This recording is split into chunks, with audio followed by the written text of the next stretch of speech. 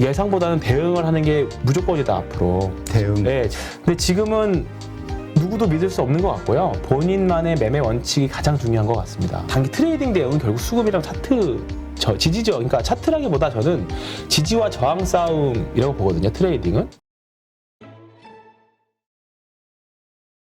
자, 하여튼 오늘 주제 보니까 지옥불 난이도 한국 증시. 네. 어렵죠. 요즘은 한국 증시. 대부분 K 증시라고 부르죠. K 증시. 네, K 증시라고 하는데 진짜 난이도 굉장히 높은 것 같고 오히려 그냥 코로나 초기 그리고 뭐 올해 1월처럼 전쟁 직후 2월 달에 전쟁 직후는 확실한 뭐 명분이라도 있었죠. 그게 빠지나 보다. 근데 지금은 지금 주식시장이 어려운 이유들에 대해서는 다 아는데 이게 되게 너무 오랫동안 쭉 지속하다 보니까 진짜 지치고요. 이게 종목들을 길게 끌고 가지 못하게 만드는 시장이에요. 그리고 근데 그렇다고 해서 또 주식시장을 떠나지 못하게 꼭 내가 받았던 종목들이 튀는 게 보이기 시작하거든요. 오늘도 보면 뭐 잡주들만 튀었던 건 아니고 뭐 소위 말하는 뭐 좋은 주식들, 퀄리티 있는 주식들도 튀는 건 또 잘 좋은 흐름들이 나왔어요. 뭐 2차전지 소재주 중에서도 한두 개 나왔고, 그다음에 뭐 철강주 중에서도 나왔고, 뭐 정치 테마주 중에서 나왔고. 그러니까 분명히 그 중에는 내가 관심 종목, 내가 지금만 갖고 있는 거만 팔면 사야지. 라고 했던 종목들이 분명 그 중에 하나 있을 거라고요. 그렇죠. 그러니까 계속 아쉬움을 남는 것인데 일단 이런 현상들이 조금은 더 지속될 거라고 봅니다. 일단은 어제 FOMC 그 IMF 토론회에서 파월 의장이 거의 뭐 이제 50bp 올리겠다. 5월 3일 4일에 있습니다. 5월 3일 4일에 있는데 5월 이제 50bp 올리겠다. 뭐 금리 인상 언급했으니까 뭐 거의 올리겠다라는 의지로 시장에서 받아들이는 것 같습니다. 예, 받아들이고 블러드 총재가 75bp 인상 가능성도 있다 이번에. 근데 말했는데 오늘 어디죠 노무라에서 나왔던 그 코멘트가 노무라 증권에서 노무라가 너무해 이렇게 우리끼리 막 불렀었는데 이번에 50bp 올리고 다음에 75, 75. 그러니까 지금 75, 75면 이제 150에다가 200bp, 그러니까 200bp를 지금 앞으로 3개월 동안 올린다는 거죠. 근데 중립금리까지 빠르게 간다. 네, 그게 컨셉인 것 같아요. 그래서 지금 느낌은 일단은 시장이 어려운 이유는 2월 말 3월 초에도 빨리 3월 달에 있을 금리 FOMC에서 금리 빨리 올리고 이 불확실성 마무리 짓자. 그러면 좀 나아질 거다라고 해서 실제로 금리 인상하고 나서 3월 중순 넘어가면서 좀 괜찮았어요. 근데 전쟁이 생각보다 좀 많이 또 길어지고 여러 가지 공급망 이슈, 중국 봉쇄 이런 공급망 이슈를 겹치면서 다시 금리 인상에 대한 카드가 금리 인상 변동성이 또 생기기 시작한 거죠. 경로에 대해서 불확실성이 저도 뭐 그때면 3월 말 일단 지나면 좀 해볼만 하겠다 해서 그리고 나서 좀 한 보름에서 한 달 정도 해볼만 했는데 지금 다시 와서 주식시장을 봤더니 3월 초에 있었던 그런 느낌들이 지금이랑 거의 또 비슷하게 돼버렸어요. 그러니까 그때는 또 그때고 지금은 또 50bp냐 75bp냐 그렇기 때문에 이게 또 되게 충돌해서 시장 참여자들이 변동성을 겪고 있는 것 같고 그때의 느낌이랑 저는 좀 비슷한 것 같아요. 계속 종목장 뺑뺑뺑 돌고 있고 퀄리티 있는 주식들은 또 자기 갈 길 가고 다만 지금 저는 이게 이렇게 좀 말씀을 드리지만 이번에도 5월달 금리 인상이 지나고 나면 5월 초가 지나고 나면 좀 나아질 거라고 또 생각을 하고는 있습니다만 또 어떻게 바뀔지 모르겠고요. 다만 문제는 뭐냐면 이렇게 빠른 긴축 사이클은 거의 못 겪어봤을 겁니다. 대부분의 투자자분들이. 그렇기 때문에 지금 이거를 바라보는 애널리스트들도 그렇고 경력이 아무리 오래된 투자자분들도 그렇고 지금 이 상황에 대해서는 섣불리 어떤 상황에 대해서 예측을 못하는 것 같아요. 그렇다 보니까 변동성들이라던가 되게 소극적으로 매매를 하게 되고 좀 뭔가 공격적으로 지른다기보다는 그냥 짧게만 계속 매매만 트레이딩만 시작하는 시장이 되는 거죠. 계속 삼성전자 수율과 관련된 찌라시들 그다음에 여러 가지 우리나라 경제를 둘러싼 찌라시들, 대공급망 이슈 이런 것들이 계속 우리나라를 둘러싸고 있어서 부정적인 이슈들이 계속 둘러싸고 있죠. 계속 악재가 다 지나갔다라고는 하는데 일단은 심리적으로 계속 누르는 요인들이 계속 있습니다. 외국인들의 매매도 지금은 뭐 사실 쉽지 않은 구간에 있고요. 오늘 특히나 보시면 근데 진짜 지수 자체는 네, 우리가 맞아요. 나스닥 2% 빠진 거에 비하면 파월의 정말 잘 그 버티고 50bp 있죠. 이야기에 비하면 잘 잘 버틴 것 버티고 있죠. 같은데 개별주들의 움직임이 안 좋단 말이에요. 네, 맞습니다. 빠지는 건 또 엄청 빠지고. 정확히는 대형주들의 움직임이 안 좋죠. 대형주들. 네, 개별주라고 하는 종목들은 좋은 주식들은 또 흐름 또 잘 가요. 근데 우리 이제 주식 시작하신 지 얼마 한 1, 2년 정도 경력하셨던 분들, 특히 좋다라고 생각하는 종목들이 다 안 되죠. 그러니까 지금 종목들 물려 있는 종목들을 쭉 손님들 거 쭉 보면 종목 하나하나마다 다 이거는 이래서 안 되고 저건 저래서 안 되고 못 팔 이유들이 다 있어요. 근데 안 올라가는 게 일단 문제고요. 요거 이제 코스피 지수인데요. 이거는 일봉인데요. 주봉으로만 놓고 보죠. 오늘 이번 주 양봉 났어요. 네, 양봉 났고 이거를 그냥 캔들 위치로 보면 그냥 재미는 없었겠지만 그냥 고만고만한 네, 지수는. 근데 종목들의 변동성이 엄청나게 나와 있는 상태인 거죠. 이제 월봉도 사실 제가 이거 그림을 좀 그려봤는데 이제 코로나 직후에 저점에서부터 지난 작년에 이제 고점까지 해서 이거를 상승폭을 100으로 봤을 때 3분의 1 지점 정도 조정이 나왔거든요. 이제 개별주 제가 매매할 때도 이거 이제 3등분선 서서 매매하고 기술적으로 눌림목을 볼 때 충분히 여기서도 해볼 만한 구간은 지금 도달은 돼 있는 것 같아요. 여기서 더 밀리느냐 아니면 반등을 주느냐 이제 한 2,900 정도 언저리까지의 좁은 박스권 내에서의 움직임인데 여기를 밀고 올라갈 힘이 있어줘야 되는데 개별 종목들은 뭐 반등이 나오긴 하지만 지금 아시다시피 외국인들이 사지를 않죠. 오늘 특히나 오늘 그나마 다행인 거는 외국인들이 그렇게 많이 팔지 않았어요. 네, 기관은 뭐 그렇다 치고 이 기관 매도는 언제든지 다시 들어올 수 있다라고 봅니다. 언제든지 수익률 게임 하는 자금들은. 근데 외국인들이 일단 조금 팔았다는 거는 다행인데 선물이 또 오늘 1조 아까 1,000억 넘었었는데 막판에 조금 대사서 거의 1조 또 넘게 팔았습니다. 그러니까 이게 올해만 누적으로 보면 보시죠. 그러면 한 6조 3천억을 계속 때리고 있어요. 그러니까 선물에서. 오늘 선물을 1조씩이나 판 거는 좀 쇼크 아니에요? 그죠. 왜냐면 며칠 전에도 4월 초에도 뭐 9,500억 이렇게 나왔었고 관광이 나왔었거든요. 근데 여기서 더 민다고 가 된 거죠, 사실. 네, 그게 사실 조금 의외였었어요. 오늘 아침부터 되게 공격적으로 아마 아침 10시 정도 갔을 때 7천억 정도 제가 봤던 걸로 기억이 나는데 일단 오늘 선물이 계속 밀고 있다라는 거 좀 사실 좋은 현상은 아니죠. 근데 저때 4월 7일 이후로 계속해서 주가는 좀 급락을 했잖아요. 그쵸, 네. 코스피 지수 자체도. 급락은 안 했습니다. 급락 아닌가요? 급락은 아닙니다. 그랬구나. 급락은 아니에요. 지금 지수는 급락은 아닌데 보시면 선물은 선물대로 밀고 지금 오늘 또 콜은 또 매수했거든요. 근데 풋도 매수했습니다. 이게 뭐냐면 선물로 때려놓고 그러니까 쉽게 그냥 단순하게 생각해 볼 수 있는 거는 콜이랑 풋은 샀다는 거는 양쪽으로 벌려놨다는 거거든요. 그러니까 아래로 갈 수도 있고 위로 갈 수도 있고. 그러니까 변동성은 열어놓은 거예요. 나도 우리도 모르겠다. 해지 대신 선물 매도로 해지 시켜 놓는 거고. 그러니까 지금 그런 상태예요. 그러니까 외국인들은 위도 아니고 아래도 아니고 어디로든 가든 환경에 따라서 그거에 따라서 그냥 흘러가는 대로 가겠다. 그냥 해지 그냥 변동성 구간인 거죠. 그러니까 우리 보통 선물을 매도한다는 거는 결국은 주가 하락을 그렇죠. 예상하고 그렇죠. 그걸 손해를 막으려고 하는 거잖아요. 맞습니다. 근데 이제 선물 매도는 매도인데 이건 언제든지 또 뒤집힐 수 있거든요. 그런 부분들이랑 그다음에 외국인의 현물 매도가 그렇게 많이 나오지 않았다는 걸 봤을 때 해지성 선물 매도이지 않을까 일단 생각이 좀 들고요. 그리고 외국인 지난주 우리나라 전체 지분율은 지금 코스피 IMF 이전까지 떨어졌거든요. 그래서 IMF가 아니라 그 금융위기 때 정도 사실 떨어졌기 때문에 밀릴만 이제 지분도 줄을 만큼 줄었고 주가도 사실 빠질 만큼 빠졌고 근데 사실 뭐 그 지수 때도 올라와 있지만 실적들도 많이 올라와 있는 거 맞잖아요. 그러니까 하방은 그래도 좀 단단할 것 같아요. 2,700을 중심으로 왔다 갔다 하는 건 단단할 것 같은데 과연 밀고 올라갈 수 있는 힘이 뭐가 나올까? 그럼 결국은 지금 계속 짓밟고 있는 게 인플레 요인, 국채금리 급등에 따른 인플레 요인들 이런 부분들이니까 일단은 전쟁 빨리 끝나서 대외적으로 더 이상 인플레가 발생하지 않을 거라는 좀 뭔가 트리거가 좀 제거가 돼야 되고 그다음에 빨리 금리 인상 시기 지나서 해서 인플레가 잡히고 그러니까 3월 달에 피크아웃의 가능성이 있다 정도만 언급했지 피크아웃이다는 아니다였거든요 의견이. 그러니까 이거에 대한 가능성이 확신으로 좀 바뀌어줘야 됩니다. 그러려면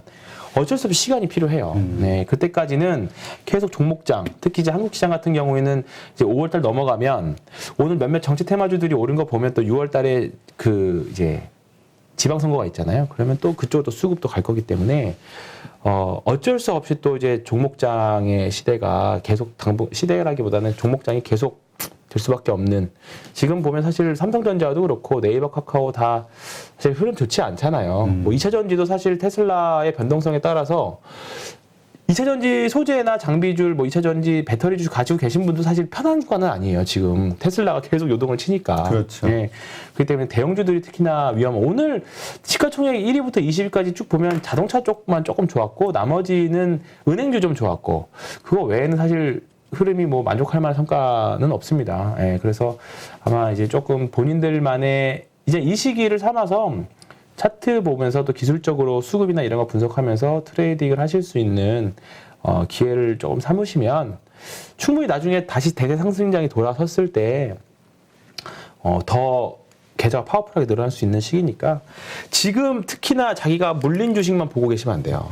예, 뭔가 다른 주식을 계속 찾아보시고 지금 뭐 자율주행차 이슈도 카메라 같은 섹터들은 또 흐름이 좋았었거든요. 그러니까 또 좋은 쪽에서 계속 놀려고 매매를 하려고 하는 그런 거는 계속 있어야 주식 경력만 느는 게 아니라 실력도 같이 느는 시기가 될 겁니다. 네. 제가 그랬거든요. 예. 네, 제가. 그러니까 이제 많은 분들이 이런 얘기 하실 거예요. 내 이미 물려가지고 쓸 네. 돈이 없어. 네. 그러니까 자꾸 그 큰 네. 금액이나 비중을 생각하지 마시고 맞습니다. 단 몇 주씩이라도 그냥 네. 그죠. 네. 사고 팔고 하는 거를 해보자. 네. 그게 이제 결국 실력을 키우는 맞습니다. 길이니까 네.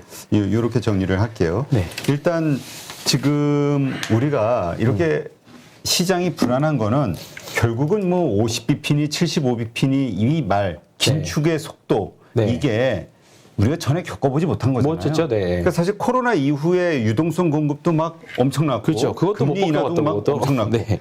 전에 겪어보지 못한 일. 그렇기 때문에 그 네. 이후에 오래된 전문가들의 예상이 다 틀렸었잖아요. 맞습니다. 네, 네. 달랐었다. 틀렸지, 그치? 네, 틀렸죠. 근데 네. 지금 마찬가지 아니냐? 저는 마찬가지로 봐요. 그러니까 우리가 일반적으로 과거 데이터를 보면서 이런 금리 인상기 이럴 그렇죠. 때는 상승할 거야 그렇죠. 이건데 이게 과연 맞겠냐? 그렇죠. 저도 거기에 의문표가 붙은 거예요. 그러니까 저도 금리 인상 사이클, 인상기 사이클을 한 4번, 3번 정도 겪은 것 같은데, 직전에 2015년부터 시작했던 그때 긴축 사이클에서도 2015년부터 18년 상반기까지 그때 금리 인상기였음에도 되게 주식으로 굉장히 재밌었던 기억이 되게 강렬했거든요. 그래서 이번에도 당연히 사이클은 또 계속 반복되니까 그럴 걸로 예상을 했어서 주식 열심히 한번 해보자. 뭐 그나마 조금 인플레 이제 조금 이걸 방어하려면 은행주 정도는 있으면 편하겠다. 그렇게 말씀드렸던 건데, 지금은 저도 사실 예상보다는 대응을 하는 게 무조건이다 앞으로. 대응. 네, 지금 그래서 이제는 아실 거예요. 이제 워낙에 여기저기서 정보를 습득하는 것도 2015년, 16년 때랑 지금 또 완전히 다르고, 개인 투자자분들의 실력도 굉장히 많이 늘었고, 조금만 제가 뭐 이래서 하면, 제가 뭐 이래서 주식 좀 사보시죠 하면,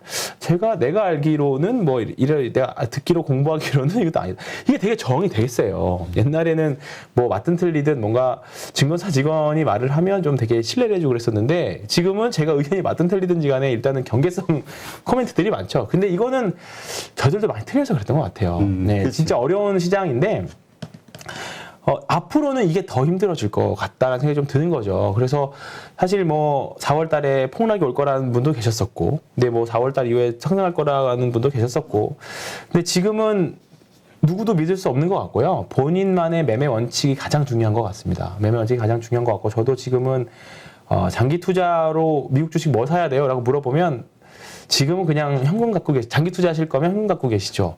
대신에 트레이딩 하실 거면 종목은 같이 한번 말씀드려 보겠습니다. 그렇게 하는 정도입니다. 그래서 그게 어려운 거고, 오늘 우리나라 한국 시장이 어려운 이유를 이걸 어떻게 받아들여야 될지라는 종목이 딱 대표적으로 사례가 2개가 있었어요. 최근에 해성 DS가 실적이 굉장히 잘 나왔죠. 아주 그냥 네.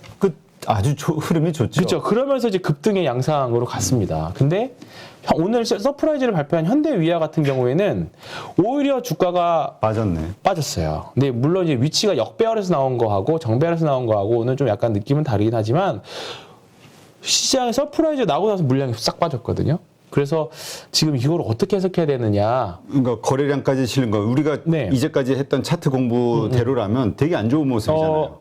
근데 뭐 이거를 그렇게 보실 필요는 없을 것 같습니다. 이거를 보면 근데 사실 아래쪽에서 나오는 주가 많이 떨어져 있는 상태에서의 음봉은 음봉도 매집의 캔들로도 많이 보고 있습니다. 근데 이제 만약에 해성DS 요런 게 이제 여기서 실적 발표 나고 음봉이 났으면 위험한 건데 이제 요거와 이제 반대로 움직이는 거죠. 그래서 지금 어떤 거는 실적 나오고 빠지고 어떤 건 실적 나오고 솟아버리고 그러니까 아마 이제 혼란이 많이 겪을 건데 그래서 제가 계속 지금 강조하는 게 이거 이미 다 어느 정도 이번 1분기 실적 발표할 것들 다 어느 정도 반영돼 있다. 그래서 대신에 위에 있는 거는 실적 발표 나오면 그 이슈로 그냥 신고가 매매를 그냥 밀어붙이는 경향들이 굉장히 강해요. 극단적으로 강하고 오히려 아래에서 올라오는 종목들 현대위아도 보면 딱 이게 장기 저항선 맞고 또 밀리잖아요. 그러니까 지금은 아래에서 올라오는 주식들은 어쨌든 뭔가 올라오다가 저항선이든 가격 저항이든 이평선 저항이 맞으면 분할로 매도했다가 다시 또 줍는, 다시 매매하는 그런 전략이 좀 맞는 것 같아요. 그렇게 해서 보시면 되고, 제가 위험하다고 생각하는 것들이 제가 그때 한번 로봇주를 말씀드렸던 게 인탑스 기억나시나요? 인탑스. 네. 그 이후로 흐름이 좋았었거든요. 그러다가 이제 음봉이 이게 세게 맞았어요. 이제 이런 거는 조심해야 되는 거죠. 네, 이것도 실적이 잘 나왔었는데 이것도 로봇 관련주하고 그다음에 그 진단 키트 제조 이슈로 올해 1분기 실적 잘 나올 거다 해서 그때 한번 로봇 이슈 타고 한번 쭉 올라가다가 어제 한번 제가 특별한 이유는 못 찾았는데 어제 음봉이 되게 크게 실렸어요. 이런 것들은 간혹 훅 나올 수 있습니다. 조심해야 되고 그리고 계속 이제 BH 같은 거 있죠. 지금 계속 관심 갖고 가는데 이런 것들도 되게 아슬아슬하게 가고 있어요. 이런 거는 이제 사실 많이 안 올 상태에서 음봉이라서 약간 아리까리 했는데 그냥 밀어붙여서 올렸거든요. 이러다가 이제 위에서 음봉 세게 딱 맞아버리면 또 되게 위험한 힘든 구석으로 갈 수 있습니다. 그래서 지금은 일단은 고점에서 거래량 실리는 것들은 진짜 조심하는 게 맞고요. 대신에 바닥에서 거래량 실리는 것들은 그것 이제 소위 말하는 개별주들 중소형주 개별주들은 하나둘씩 팡팡 튀는 게 보여요. 쉽게 오늘은 튀었던 게 아미노로직스라고 하는 제약바이오 이제 종목이 하나 튀었는데 이런 것들이 이제 하나씩 튀거든요. 네, 이것도 가만히 있다가 이제 소리 하나 듣고 튀고요. 그 다음에 이수 앱지스 이런 종목들도 이제 바닥에서 대량 거래 나오면서 튀고 있고 최근에 철강주들 철강주들이 또 오늘 보면 뭐 문배철강이었나요? 저 기억이 정확히. 문배철강도 바닥에서 이렇게 해서 올라왔던 그런 느낌들이 있었고, 그 다음에 백광산업 이런 이제 이것도 백광산업도 바닥에서 이렇게 준비하고 있는 모습. 이건 한번 제가 가성소다 상승하고 맞물려서 한번 소개시켰던 종목인데 이것도 그렇고, 그리고 카프로도 꽤 지금 흐름이 좋은 모습입니다. 다시 이제 이런 것들. 이걸 다 보면 시가총액 5천억 이하의 작은 애들이에요, 다. 근데 일단은 실적이라던가 명분들이 있으면 하나하나씩 올라오는 것들이 보이거든요. 그래서 너무 대형주들은 이게 너무 심해요. 대형주들은 일단은 중소형주 작년에 좀 안 좋았을 때 그런 모습을 이제 거기로 들어가고 있죠. 네이버 카카오 보면 네이버 보면 이제 뭐 벌써 하나, 둘, 셋, 네 번째 이제 바닥 테스트를 하는 건데 설사 여기에 바닥이다고 하더라도 되돌린다고 하더라도 올라가면 32만 원에서 또 맞을 거고 34만 원에서 또 맞을 거고 이게 계속 오르락 내리락 반복할 거예요. 근데 그 폭이 크느냐? 크지 않아요. 퍼센트로 폭이 크지 않습니다. 물타기를 아마 요 위에서부터 40만 원대에서부터 조금 이제 매수해가지고 물리셨던 분이 여기서 물타기를 해가지고 하면 이거 본전대기까지 기다리기가 너무 시간 여행이 될 수 있어요. 예, 그러려면 이 과정을 다 소화하고 이평선들이 다 내려와서 뭉치고 에너지를 다 저장해서 에너지 응축해서 다시 실적 나오면서 딱 출발하려면 시간이 좀 걸리겠죠. 그래서 지금 대형주들을 매매하시기가 좀 어려운 구간이라는 거죠. 네. 하여튼 그러니까 아마 투자자들 입장에서는 지금 참 어려운 자리예요. 어려운 구간이에요. 그러니까 올라도 왜 오르는지는 모르겠고 왜 같은 조건인데 이건 오르고 이건 내리냐. 그렇죠. 이럴 때 그러면 우리가 좀 뭐라 그럴까 그나마 좀 확률을 높이는 방법은 뭐가 있을까요? 지금은 진짜로 그러니까 왜냐하면 단기 트레이딩 대응은 결국 수급이랑 차트 지지죠. 그러니까 차트라기보다 저는 지지와 저항 싸움이라고 보거든요. 트레이딩은. 그러니까 그게 일단은 지금은 저는 가장 우선입니다. 지지와 저항. 그냥 주식을 지지 라인에서 사서 일정 부분 밑으로 내리면 손절해버리고 저항에 닿으면 일단은 분할이라도 매도하고 그냥 그 원칙만 지금 지켜보시면 돼요. 예. 그게 가장 좋고 그리고 대신에 뭐 가격 전가력이 있는 기업들 그러니까 리오프닝이라던가 그러니까 명분 있는 애들 있죠.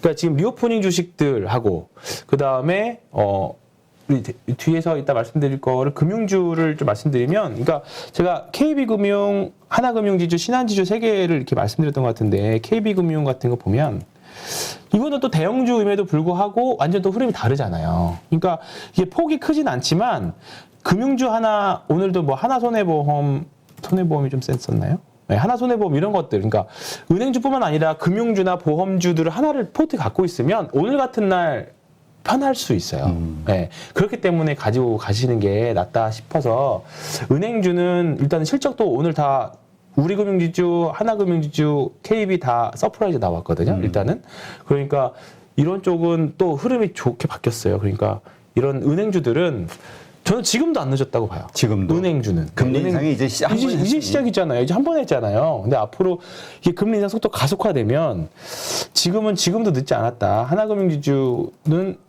이거 봐도 차트만 봐도 해볼 만한 애가 되잖아요. 그러니까 이거 보시면 제가 말씀드렸던 게 한 번 고점 냈다가 쉬었다가 횡보할 때 거래량이 이렇게 줄고 있잖아요. 기술적으로도 좋고 오늘 이평선 두 개를 한 번에 넘은 것도 좋고 분명히 분봉 수급을 봐도 분봉에서 수급 티나게 들어왔을 겁니다. 그래서 이런 것들은 정고점 넘을 가능성이 있는 거죠. 그래서 보면 다른 종목들이 재미없는데 얘네들은 살아있잖아요. 그래서 은행주는 그래서 저는 올해 일단은 지금 미국 중립금리가 2.5 정도까지 나오거든요. 지금 10년물 국채금리가 이제 중립금리를 한 2.5 이상 보고 2.7 뭐 그 정도 보는 걸로 제 기억이 나는데 일단은 미국 금리가 2%까지 넘을 때 그러니까 그러면 올 연말 정도 되거든요. 그렇죠. 그러니까 올 직전 금리 인상기 때는 2년 걸렸었어요. 2016년부터 2017년 말까지. 그러니까 한 1년 반에서 2년 정도 걸렸었는데 지금은 이렇게 엄청 타이트해졌잖아요. 그러니까 오히려 조금 더 잘하면 은행주에서 기간은 짧고 수익률이 좀 높게 좀 좋은 성과가 나올 수 있는 섹터가 은행주 아닐까 그렇게 보고 있습니다. 네. 하여튼 뭐 투자의 아이디어로 한번 그죠? 검토해 보실 만한 네. 거죠. 네. 근데 이건 제가 말씀드린 건 허무맹랑한 게 아니라 그냥 합리적인 접근입니다. 합리적 금리 인상기 은행주, 네, 보험주. 알겠습니다. 누구나 1시간 안에 200개 종목에서 좋은 종목을 고를 수 있는 그런 능력을 배양할 수 있도록 제가 도와드리려고 그렇게 하고 있습니다.